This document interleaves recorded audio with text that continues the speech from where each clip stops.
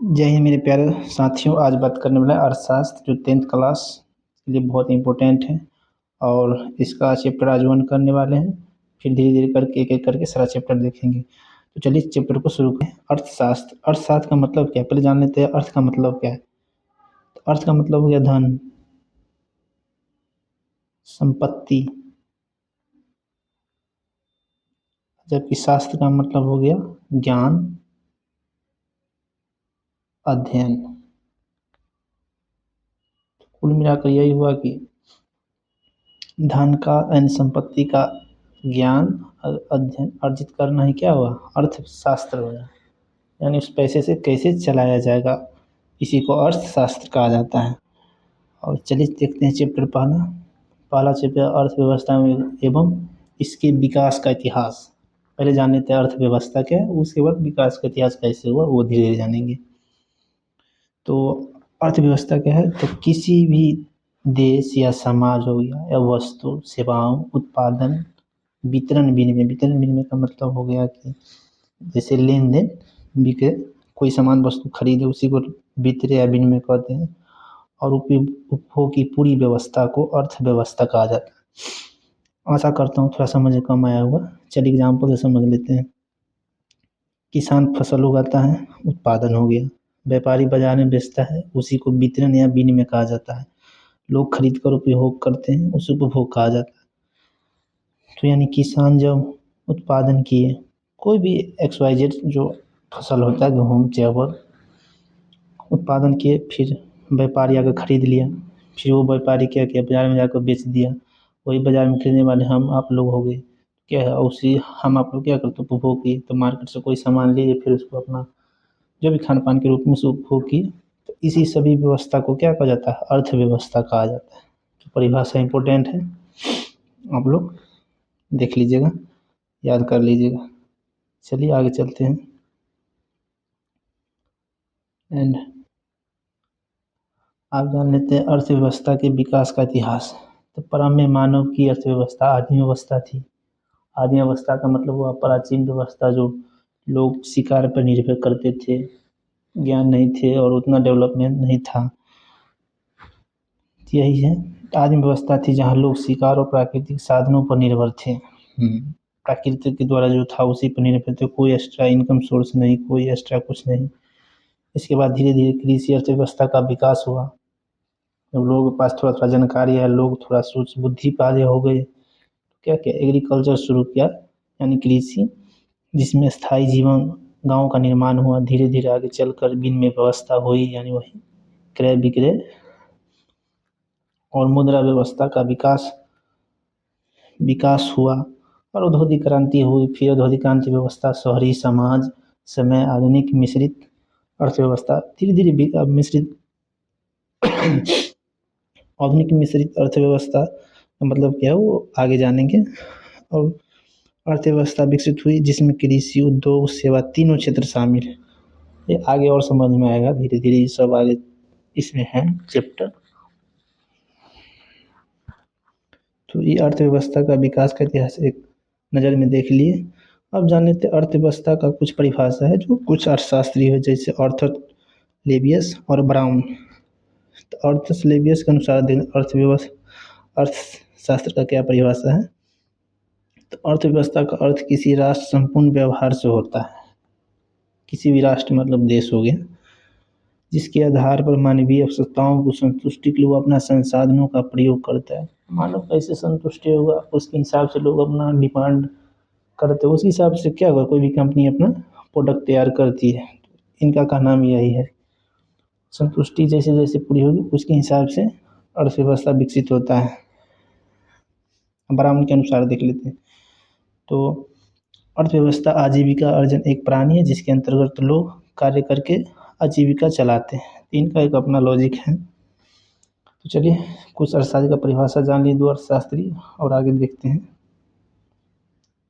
आप जान लेते अर्थव्यवस्था की संरचना भारत में कितने प्रकार का है। तो अर्थव्यवस्था मेनली 3 प्रकार का होता है, जिसमें पहला है प्राथमिक प्राथमिक क्षेत्र, दूसरा हो गया तृतीयक क्षेत्र और तृतीयक क्षेत्र। प्राथमिक क्षेत्र में कौन कौन शामिल होंगे? तो जैसे एग्रीकल्चर से अब तो गांव के लोग इस लोग अच्छे से जानते ही होंगे, कृषि, पशुपालन, मछली पालन, क्या है, ये लोग देखे हुए हैं थोड़ा रीक से। तो कृषि हो गया, पशुपालन हो गया, वन हो गया, मछली हो जाएगी, मछली पालन सब क्या है, प्राथमिक क्षेत्र है। नाम से ही पता चल रहा है कि हाँ प्राथमिक क्षेत्र के अंतर्गत आता है। अब द्वितीय क्षेत्र में क्या हुआ, कृषि से जो प्राथमिक से जैसे गन्ना हुआ, उसी फिर उद्योग में जाएगी, वो चीनी तैयार होगी, तो क्या है द्वितीय क्षेत्र में आ जाएगा। कोई प्रोडक्ट का निर्माण होगा, गैस और बिजली सब क्या प्राथमिक क्षेत्र से जब द्वितीय क्षेत्र का जो निर्माण होता है उसी को द्वितीय क्षेत्र कहा जाता है। इसमें उद्योग, निर्माण, गैस, बिजली ये सब क्या द्वितीय क्षेत्र का उदाहरण है। अब तृतीय क्षेत्र में देख लेते हैं, सेवा क्षेत्र। सेवा क्षेत्र में जैसे सर्विस हो गया, अपना नौकरी सरकारी, बैंक हो गया, परिवहन, परिवहन व्यवस्था हो गया, परिवहन मतलब वही गाड़ी से एक जगह से दूसरी जगह जाना, माल परिवहन, वस्तु गुड्स सामान ढोना, ये सब क्या है तृतीय क्षेत्र में आता है। संचार व्यवस्था, संचार व्यवस्था, टेलीफोन, टेक्नोलॉजी, ये सब क्या है व्यापार, अन्य और अन्य सेवा, जितना भी सेवाएं वो सब तृतीय क्षेत्र में आता है। तो इम्पोर्टेंट तो है ही। आप लोगों को पूछेगा प्राथमिक क्षेत्र के अंतर्गत कौन कौन आता है, हो सकता है इसमें से एक देगा, दो तीन इसमें से उठा लेगा। तो आप लोग इसका परिभाषा मतलब सॉरी इसका मतलब एग्जाम्पल जो सेक्टर है इसका आप लोग ध्यान में रखिएगा, पूछा जाएगा ऑब्जेक्टिव में तो पक्का ही पूछा जाएगा। चलिए आगे चलते हैं। अब अर्थव्यवस्था का क्षेत्र का परिचय। तो प्राथमिक क्षेत्र और द्वितीय क्षेत्र और तृतीय क्षेत्र, इसका परिभाषा भी जानना बहुत ज़रूरी है।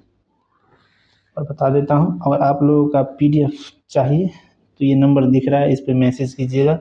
आप लोगों को 15 रुपये में PDF मिल जाएगी, पूरा इकोनॉमिक्स का ऑल चैप्टर का तैयार कर चुका हूँ। आप लोग देख सकते हैं 131 पेज यहाँ लिखा रहा है, 131 पेज लिखा रहा था। तो आप लोग इसी नंबर पे कॉल कर दिया, मैसेज कर दिया सॉरी, कॉल में व्हाट्सअप, और वो 15 रुपया दीजिएगा, आप लोग को भेज देंगे। क्योंकि फ्री में तो पढ़ा ही रहा हूँ, अगर फ्री का टेलीग्राम पर दे दूंगा तो फिर इसका कोई वैल्यू नहीं रहेगा। और 15 रुपया लगेगा तो लगेगा जो हाँ वैल्यू है इसका, और आप लोग भी इसे याद कीजिएगा, तो ज़रूरी होता है। तो चलिए देखते हैं, अर्थव्यवस्था का क्षेत्र देख लेते हैं परिचय। और हाँ, अब जो लोग नहीं खरीद सकते आप लोग यहीं से नोट्स बना लीजिएगा, स्क्रीनशॉट ले लेकर। अब तो मैं फ्री में ही बता दिया हूँ, कोई ज़रूरी थोड़ा ही थोड़ा, वो तो अपना प्रिंट कराने के लिए आप लोग पूरा फुल PDF ले सकते हैं। मैं ऑप्शन दे दूँ, आप लोगों का चॉइस जैसे अच्छा लगे। तो प्राथमिक क्षेत्र किसे कहेंगे, तो प्राथमिक क्षेत्र जो कृषि क्षेत्र कहा जाता है, प्राथमिक क्षेत्र को कृषि क्षेत्र कहा जाता है, ये ध्यान में रखिएगा। प्राथमिक क्षेत्र को कृषि क्षेत्र कहा जाता है। इसके अंतर्गत कृषि, पशुपालन, मछली पालन, जंगलों से वस्तुओं से प्राप्त करना जैसे व्यापार व्यवसाय आते हैं। तो प्राथमिक क्षेत्र का उदाहरण देख लिए, परिभाषा समझिए। अब लाते हैं द्वितीय क्षेत्र, जिसमें इंडस्ट्रीज या औद्योगिक क्षेत्र भी कहा जाता है। इसके अंतर्गत खनिज हो गया, व्यवसाय, निर्माण कार्य जैसे सेवाएं, गैस, बिजली उत्पादन आदि, जिसमें उत्पादन किया जाता है फैक्ट्री में, वही क्या है द्वितीय क्षेत्र है। आप ऊपर भी समझा दिए थे। अब लेते तृतीय क्षेत्र। तृतीय क्षेत्र को सेवा क्षेत्र कहा जाता है। आप लोगों का 3 पॉइंट इंपॉर्टेंट है, कृषि क्षेत्र, औद्योगिक क्षेत्र और सेवा क्षेत्र। इस क्षेत्र को कौन सा सेक्टर कहा जाता है, इसको ध्यान रखना बहुत जरूरी है। तृतीय क्षेत्र सेवा क्षेत्र भी कहा जाता है। इसके अंतर्गत बैंक, बीमा, परिवहन, संचार, व्यापार आदि शामिल होते हैं। ऊपर मैंने पहले ही समझा दिया परिभाषा, इसलिए सहायता पर ये क्या करता है ना कि प्राथमिक और द्वितीय दोनों को सहायता करता है, इसलिए इसे सेवा क्षेत्र कहा जाता है। चलिए अब आगे चलते हैं। आप जान लेते हैं अर्थव्यवस्था का प्रकार, टाइप ऑफ इकोनॉमी। अर्थव्यवस्था का 3 प्रकार है। अर्थव्यवस्था 3 प्रकार की है, पूंजीवादी अर्थव्यवस्था, समाजवादी अर्थव्यवस्था और एक है मिश्रित अर्थव्यवस्था। वो आगे देखेंगे, पहले जान लेते हैं पूंजीवादी अर्थव्यवस्था क्या है। पूंजीवादी अर्थव्यवस्था वह अर्थव्यवस्था है जहाँ उत्पादन के साधनों का स्वामित्व निजी व्यक्तियों के पास होता है। निजी व्यक्ति कौन हुआ, जिसमें प्राइवेट कंपनी आ जाएगा। प्राइवेट कंपनी या प्राइवेट जो अपना उत्पादन खुद करते हैं, अपने उसी व्यक्तियों के पास होता है, उसका सरकार का कोई हस्तक्षेप नहीं होता है। इसका उपयोग निजी लाभ या स्वयं के लाभ के लिए किया जाता है, जैसे अमेरिका हो गया, जापान, ऑस्ट्रेलिया, etc क्या है, ये सब पूंजीवादी अर्थव्यवस्था है। अब बोलो भाई अपना भारत कौन है, तो आगे देखेंगे अपना भारत कौन, फिलहाल यही है पूंजी अर्थव्यवस्था। अब लेते हैं समाजवादी अर्थव्यवस्था। समाजी अर्थव्यवस्था वो अर्थव्यवस्था है जहाँ उत्पादन के साधनों का स्वामित्व संचालन देश के सरकार के पास होती है। वो किसके पास, कोई निजी व्यक्ति के पास ना, ये पूरा नियंत्रण सरकार के पास होता है, जिसका उपयोग सामाजिक कल्याण के लिए किया जाता है। उसमें क्या होता है कि व्यक्ति पूंजी अपनी स्वयं के निजी लाभ के लिए काम करते थे, ये क्या है, समाज के कल्याण के लिए। तो देश का एक अच्छी पॉजिटिव साइड दिखाता है। जैसे चीन हो गया, क्यूबा हो गया, पूर्व सोवियत संघ यानी यूएसएस, यूएसएन मतलब यूएसएसआर, रसिया जिसे कहा जाता है। ठीक है, सामाजिक अर्थ व्यवस्था का उदाहरण, परिभाषा जान ली, इसका उदाहरण याद जरूर रखिएगा। चलिए आगे देखते हैं। आगे मिश्रित अर्थव्यवस्था, 3 प्रकार के हम बताए थे। अब मिश्रित अर्थव्यवस्था में, मिश्रित अर्थव्यवस्था वो अर्थव्यवस्था जहाँ उत्पादन साधनों का सरकार तथा निजी व्यक्ति के पास होता है। यानी अपना देश में क्या है कि सरकार तो चलाएगी, साथ में जो निजी कंपनियां वो भी चलाएगी, तो निजी व्यक्ति के साथ साथ सरकार का भी स्वामित्व होता है। इसे ही मिश्रित अर्थव्यवस्था लगने से ही लग रहा है, जिसमें सरकार और व्यक्ति दोनों के पास अपना चलाने की स्वामित्व होता है। जैसे भारत, मिश्रित अर्थव्यवस्था का उदाहरण भारत सबसे अच्छा उदाहरण है। तो मिश्रित अर्थव्यवस्था का विकास जान लिए। अब जानते हैं अर्थव्यवस्था का विकास। अर्थव्यवस्था का विकास ये भी 2 प्रकार से होता है। आर्थिक विकास क्या है, उसके बाद देते हैं उसकी विशेषता। आर्थिक विकास वह प्रक्रिया जिसमें किसी भी देश की आय साथ साथ लोगों की उसकी जीवन स्तर, शिक्षा, स्वास्थ्य और रोजगार का सुधार होता है। आर्थिक विकास का मतलब यही हुआ कि आय के साथ साथ क्या है, जीवन स्तर भी सुधार हो, शिक्षा व्यवस्था अच्छा हो, स्वास्थ्य और रोजगार के सुधार होता हो, उसे ही आर्थिक विकास कहा जाता है। जैसे राष्ट्रीय, इसकी विशेषता है कि राष्ट्रीय आय वृद्धि। अब लोग राष्ट्रीय आय क्या होता है, तो इकोनॉमिक्स का एक नियम है, जो भी पढ़ो वो पीछे से आते चलेगा। राष्ट्रीय आय आगे पढ़ेंगे, प्रति व्यक्ति आय आगे मिल जाएगी आपको, गरीबी बेरोजगारी में कमी लाना, उद्योग और कृषि का विकास इत्यादि, सब क्या आर्थिक विकास हो गया। तो अब आगे देखते हैं विकास के आयाम और समावेशी एवं सतत। ये पूरा एनसीईआरटी कवर कर दिया गया है, आप लोग मिला सकते हैं, किसी भी एक टॉपिक को स्किप नहीं किया गया है। तो समावेशी विकास क्या है, इसका मतलब समझ, इसका परिभाषा देख लेते हैं क्या है। समावेशी विकास वह प्रक्रिया जिसमें समाज के सभी वर्ग, गरीब, अमीर और ग्रामीण, शहर, महिलाएं, अल्पसंख्यक, दिव्यांग, सबको विकास का लाभ का समान रूप मिले, मतलब इसमें भेदभाव नहीं किया गया हो, साफ हो।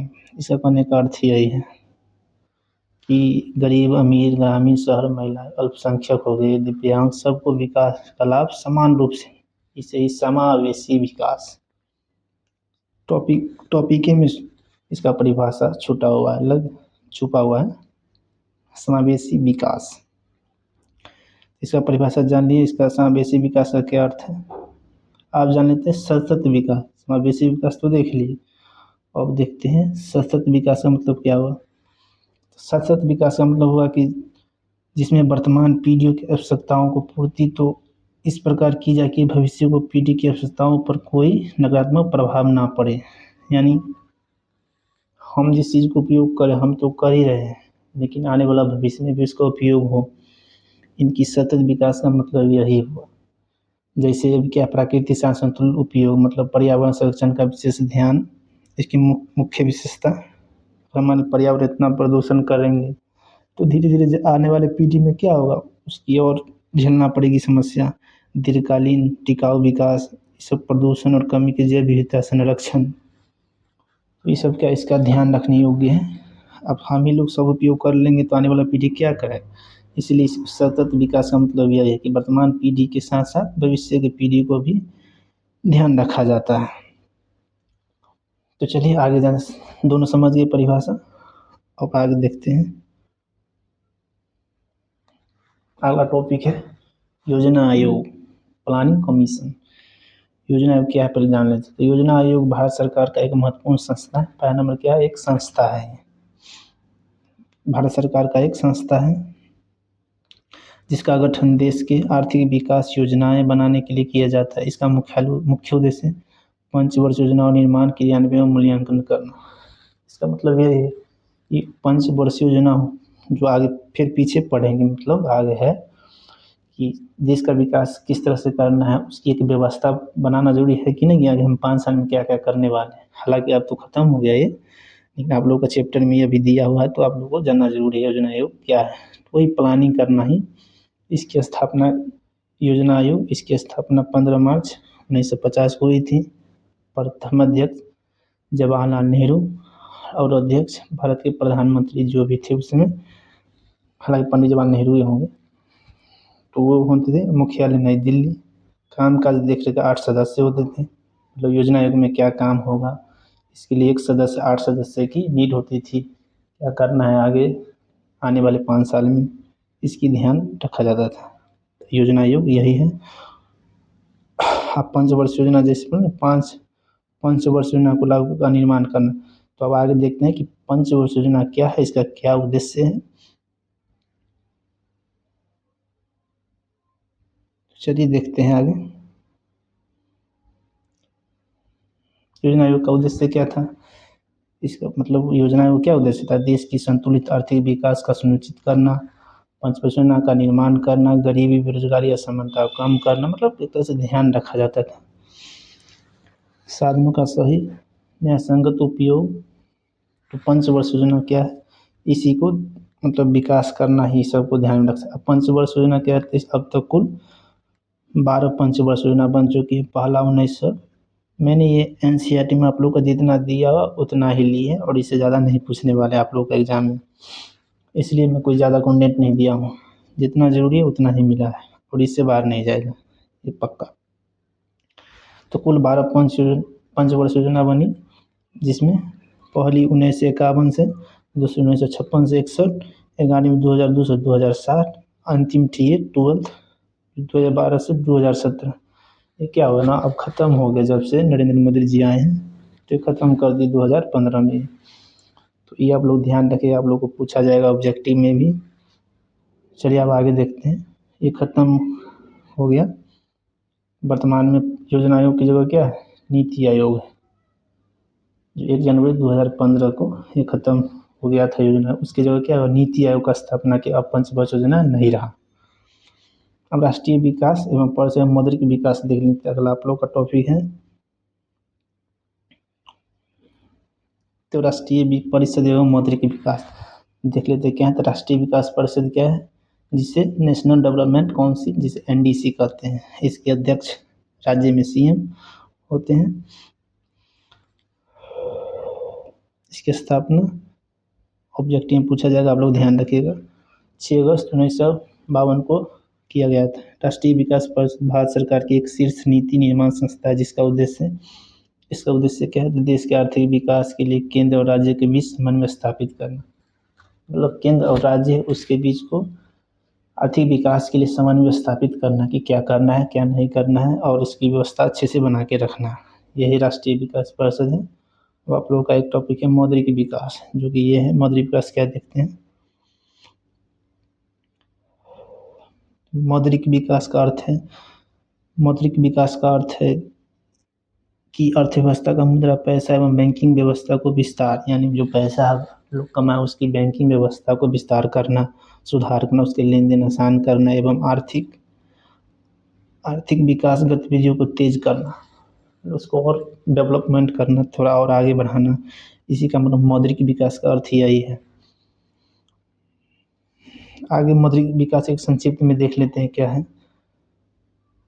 तो वस्तु विनिमय प्रणाली, जो विकास मतलब तेजी करना है तो किस किस माध्यम से किया जाएगा, ये जरूरी ना है।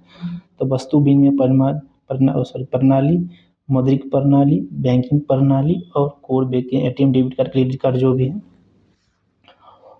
तो वस्तु विनिमय प्रणाली क्या है, वो प्रणाली जिसमें वस्तु और सेवाओं का लेन देन बिना पैसे से सीधे वस्तुओं के बदले वस्तु से किया जाता है। मतलब इसमें पैसा, वस्तु विनिमय प्रणाली क्या है, पहले क्या होता था ना, कि अभी ना पैसा दिए तो सामान लिए, पहले क्या होता एक्सचेंज किया जाता था, मतलब कि गेहूँ दे के चावल ले लेना, मतलब वस्तु से वस्तु ले लेना। और गाँव के लोगों में तो बहुत अच्छा एग्जाम्पल फॉलो होता था। अब तो धीरे धीरे कम हो गया कि बाल देना और उसके बाद मलाई बर्फ़ होता था 2 रुपये में, वो ले लेना, तो अब तो बहुत कम हो गया। तो पहले क्या है, किसान गेहूँ देकर कपड़े खरीद लेना, तो वस्तु से वस्तु किया जाता, पहले पैसा नहीं दिया जाता था। यही है वस्तु विनिमय प्रणाली। अब जाते हैं मौद्रिक प्रणाली। तो वह व्यवस्था जिसमें वस्तु और सेवाओं का लेन देन मुद्रा से किया जाता है, जो वर्तमान में भी चल रहा है। किताब खरीदने के लिए पैसा दो, किताब ले लो, कोई भी वस्तु हो सकता है इसमें। तो ये मौद्रिक प्रणाली मतलब पैसा दे के सामान खरीदना।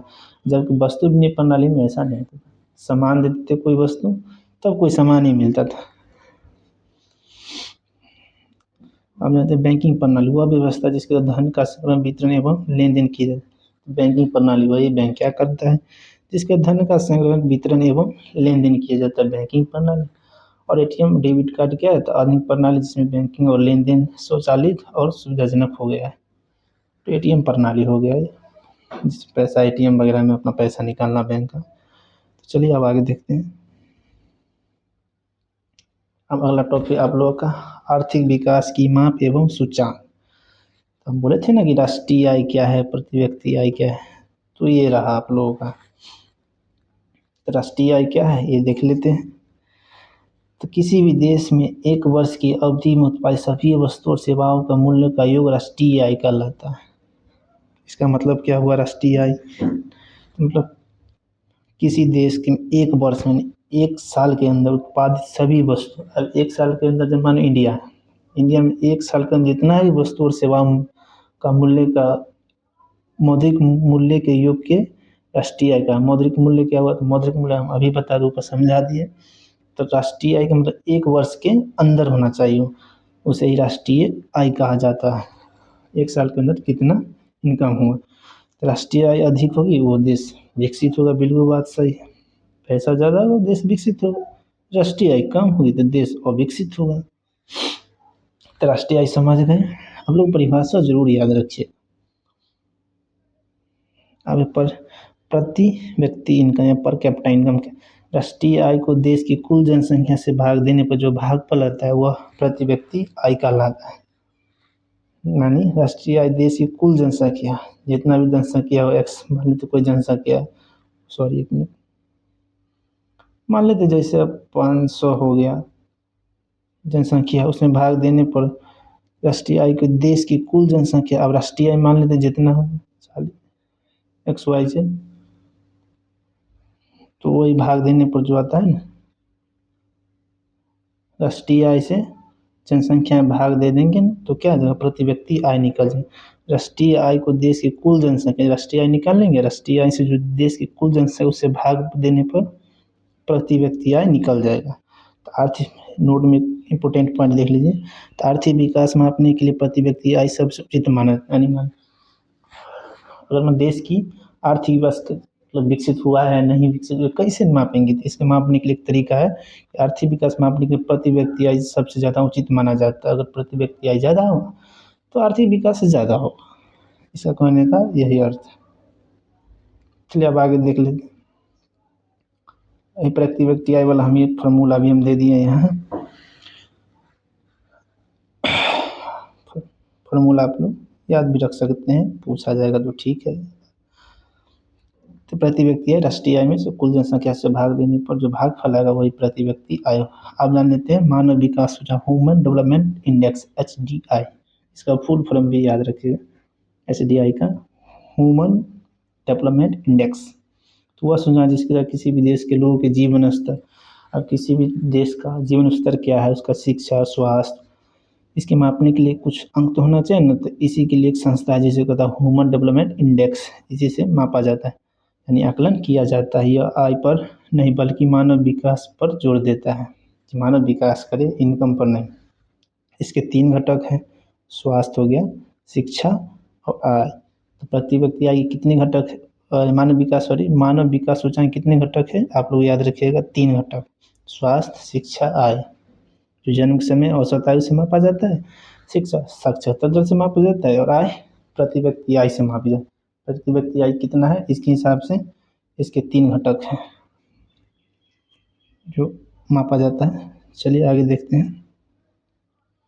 आप जानते हैं अर्थव्यवस्था का महत्वपूर्ण घटक। अब अर्थव्यवस्था का महत्वपूर्ण घटक कल देखेंगे, आज के लिए इतना ही रहने देते हैं। एंड आप लोगों का ये कैसा लगा वीडियो आप लोग ज़रूर बताइएगा।